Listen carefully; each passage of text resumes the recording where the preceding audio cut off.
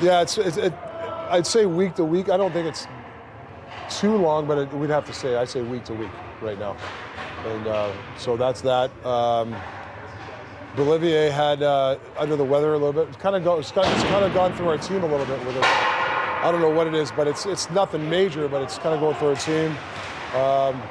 Mikheyev, another step forward. Got him. Thought he looked good in practice, so he's looking good. Trying to think who else. Teddy left today. Who's that? Teddy. Yeah, he got hurt last. It's kind of a bruise, and I actually he wanted to gut it through. I kicked him off. He gets today off, tomorrow off. He'll be ready for Wednesday. But I didn't want him to struggle. You know, he wanted to gut it out. I didn't want him to gut it out.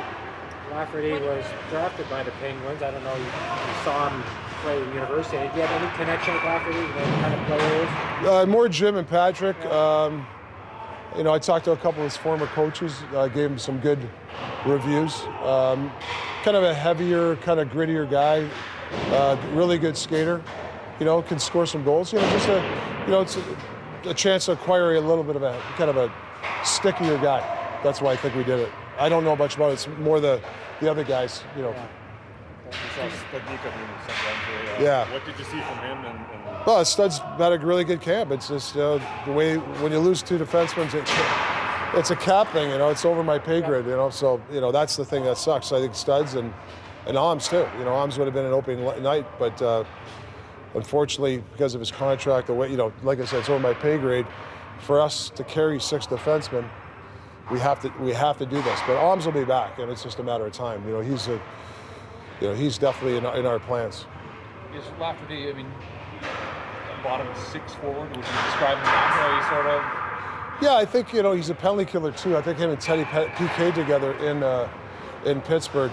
Yeah, I mean, when a guy's kind of a bigger guy, grittier, and can skate, you got to take a look at guys like that. I think, and I think he scored the other night too. I didn't see the goal, but what do you have, 13, 14 goals last year? I mean, he can score some goals, which helps us too.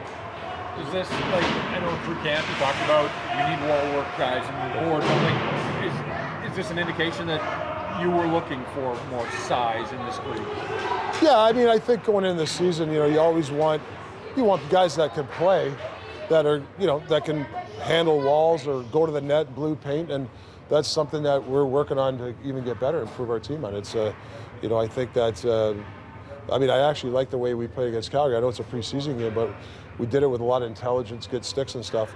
Now the next level is getting people to go to paint. I think we're starting to you see some guys doing that. Joshua, Dakota, Giuseppe, we're getting those type of players, getting those kind of greasy goals. But yeah, I mean, this is a guy that maybe he can fill that void for us. If Sushi goes from 2 to possibly 3 weeks, are you guys considering LTIR with him? I don't know yet, right? I don't know yet. I don't think it's going to go that far. I don't know, but I would say not. But there could be a possibility, but I'd say no at this point. Obviously starting the season, that really isn't ideal. How do you see the group, that mix without him? Yeah, I mean, it's like, that's why I talked to you guys about a committee, right? So we have some people that have to step into that right now. Whether it's Wolanin, whether it's Hiroshi, to play that left defense maybe with Juleson is something that we'll look at next couple of days. We're playing Edmonton back-to-back, so you need some guys that can, that guys can break the puck out. You need puck possession against Edmonton. You can't keep throwing the puck back to them. I think you need to be able to hold on to pucks and break out, break out well against that team, because, if we just keep giving the puck back to Edmonton, you're in trouble. Does it help you have a comfort level with some of these guys from the end of last season? Well, I think Hiroshi playing for us last year helps. I mean, he's comfortable. It's like, I don't think we're afraid if we had to play Wednesday night, we could throw him in there. He's a very intelligent guy. And, he's been on that stage before last year. How many games he played? 20, so that's the good thing of putting those, I know we had a lot of different defensemen last year, but I think getting him in those 20 games trial, I don't think he'll be as nervous if he did play Wednesday night. On a sidebar, working on a piece on Adam Foote. Yeah. You saw the meeting that was going on there. I wasn't sure it was ever going to end with you guys. Yeah. But, what do you appreciate most about what he brings to this mix? Well, he sees the game the same way as I do, but not afraid to challenge me. Leadership skills, very good leadership. I mean, you know, he was with Sakic and Forsberg and those guys, and you know, he was a guy that was always in those leadership meetings with those high-level players. His intelligence on how to play D, like, I think the D have learned a lot from him, and they'll tell you, and Sergei, because we all see the same game the same way.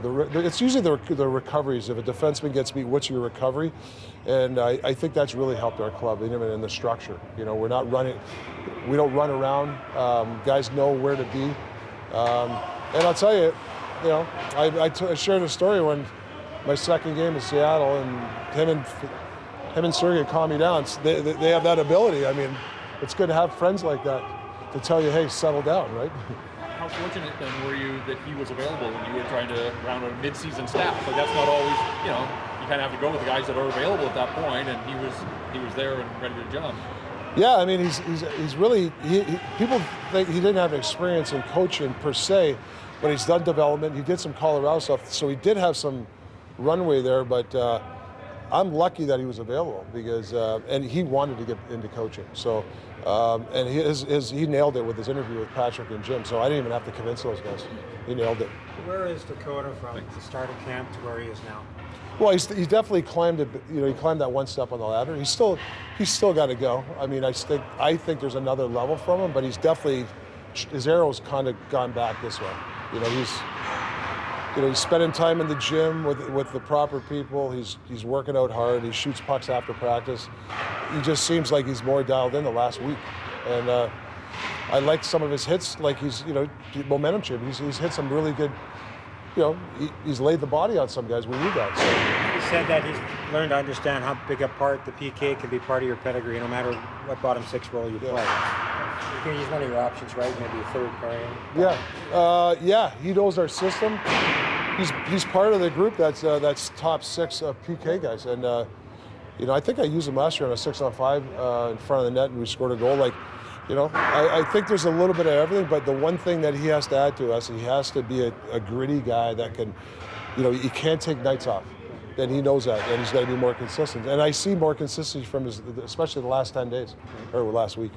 Yeah. You mentioned after last game, Connor Garland, you know, tried hard on that line, but that line for health reasons as well was not 100%. But, you know, what do you want to see from Connor when he's playing with those guys? Yeah, I don't think he was bad. You know, Kuzi wasn't Phil. Kuzi was, he'll tell you, he said to me it was his worst game he's ever played. And I didn't agree. I agree with him. It wasn't good. And I think that kind of hurt Garland. I thought Petey was really good.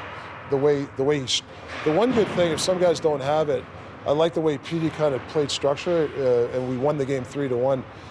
But you know, like I said, there's a viral thing, and you know, he hasn't felt good all fairness to Kuzi, the last 3-4 days he hasn't felt good. So, you know, you got to give him a free pass on that.